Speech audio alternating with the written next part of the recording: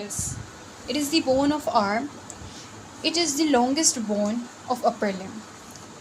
It has an upper end, a lower end. Upper end is rounded, lower end is expanded and flattened, and a shaft. If we talk about the upper end, it has a head of humerus. The head of humerus is directed medially, upwards and backwards.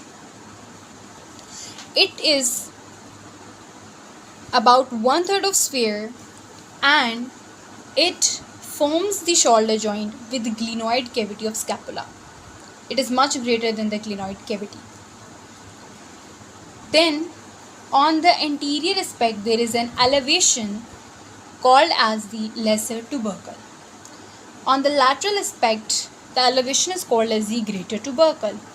On the upper and posterior part of the greater tubercle, it is marked by 3 impressions: upper, middle and lower impression. Then there is an intertuberculous sulcus which separates the lesser and greater tubercle. It has a lateral lip and a medial lip. If we talk about the neck, the anatomical neck separates the head of humerus from upper end, and the surgical neck separates the upper end from the shaft. If we talk about the shaft, it has 3 borders and 3 surfaces. It is rounded in the upper half and is triangular in the lower half. So the first border we can see from here is the anterior border. The anterior border in the upper part forms the lateral lip of the bicipital groove.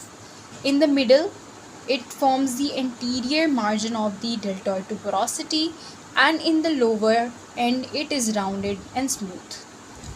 Lateral border is prominent in the lower end. It forms the lateral supracondylar ridge. The medial border on the upper part makes the medial lip of the intertuberculous sulcus. In the middle, in the lower end, it forms the medial supracondylar ridge. Now the surfaces.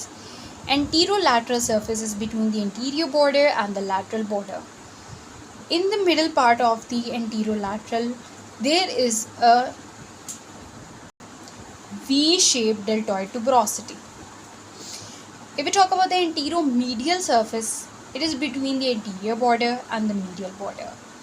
On the upper part, it makes the floor of the intertuberculous sulcus, and it has a Newton foramen near the medial border. If we talk about the posterior surface is between the medial border and the lateral border, and it is crossed by the radial groove. Lower end, it has articular and non-articular parts. Articular parts is the capitulum, which is rounded and it articulates with the head of radius. The trochlea, which actually articulates with the trochlear notch of ulna. It has a middle flange and a lateral flange. The medial flange projects 0.6 mm down, then lateral flange, and that is the cause of the formation of the carrying angle. Then there are foci. The radial fossa, which is above the capitulum, it accommodates the radial head of radius when elbow is flexed.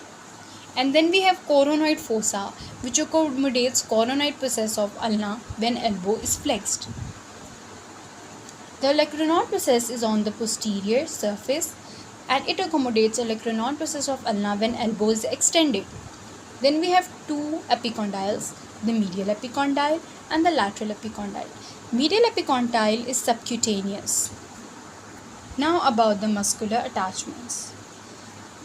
First of all, we'll talk about the lesser tubercle. Here inserts the subscapularis muscle. On the greater tubercle, the upper impression inserts the supraspinatus, middle, infraspinatus and lower teres minor muscle. Intertubercular sulcus inserts the latissimus dorsi, and the lateral lip is actually gives attachment to the pectoralis major muscle. The medial lip, teres major muscle.